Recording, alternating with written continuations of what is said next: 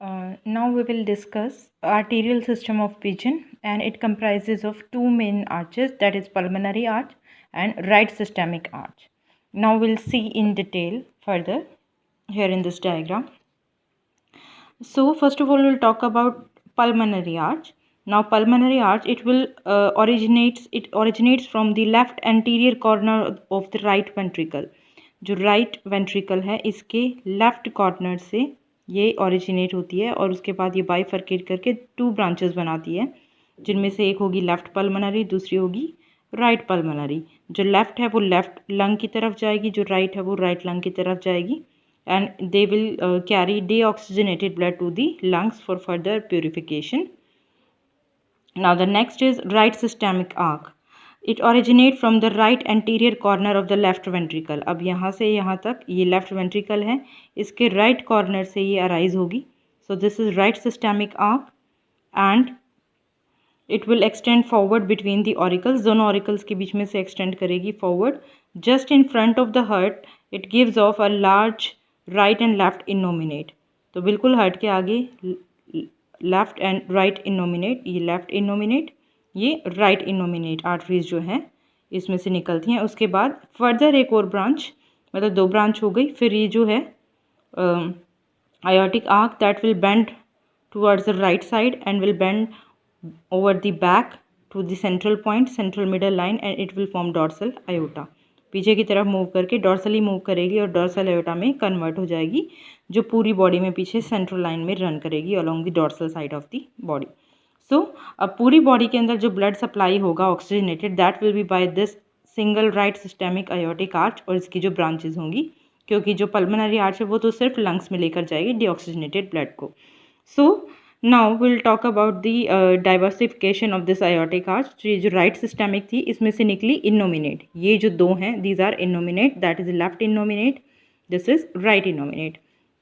अब निकलने के बाद they will travel up to 6 mm, 6 mm तक दोनों ट्रैवल करेंगी। उसके बाद देयर विल बी बाइफर्केशन, एक जो ऊपर नेक की तरफ रन करेगी दैट इज़ कॉमन कैरोटिड, और ये दोनों में ही होगी, लेफ्ट वाली में भी और राइट इनोमिनेट में भी, तो कॉमन कैरोटिड, और दूसरी होगी subclavian. So first will talk about subclavian.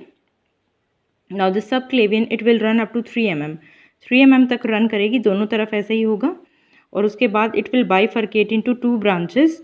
अब ये जो इनोमिनेट है that will be broader than the aortic arch itself, और जो आगे सबक्लेवियन है that will be of the similar diameter than that like that of the innominate, same diameter.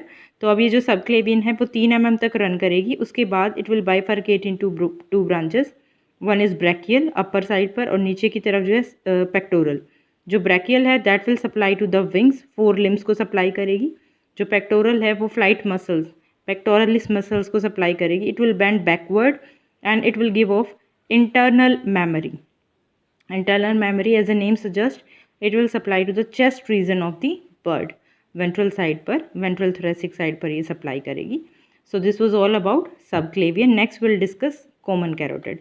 Now this common carotid it will move upward and up to 12 mm, 12 mm तक सीधा move करेगी through the neck region, neck से ऊपर की तरफ जाती हूँ।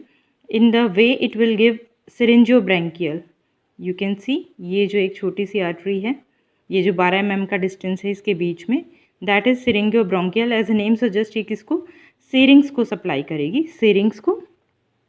And उसके बाद ये ऊपर जाएगी, ऊपर जाके इट विल गिव ऑफ, अब ये जो हैं ये दोनों अंदर की तरफ ये कॉमन कैरोटिड हैं, और बीच में ये क्या करेगी, it will give off 12 mm ऊपर जाके it will give off 2 branches, one is vertebral, as a name suggest it will move through the vertebrae, vertebrae के बीच में से मूव करेगी पूरी नेक में। तो सर्विकल वर्टिब्री, नेक में जो वर्टिब्री है उनके बीच में से मूव करेगी ये वर्टिब्री को सप्लाई देती हुई। एंड जो साइड में है ये है कम्स नर्वी वैगी। अब इसका नाम कम्स नर्वी वैगी क्यों है, ये रहा कम्स नर्वी वैगी, क्योंकि वैगस नर्व के पैरेलल मूव करती है ये, जो वैगस नर्व होगी उसके साथ साथ मूव करेगी, इसलिए इसका नाम कम्स नर्वी वैगी है।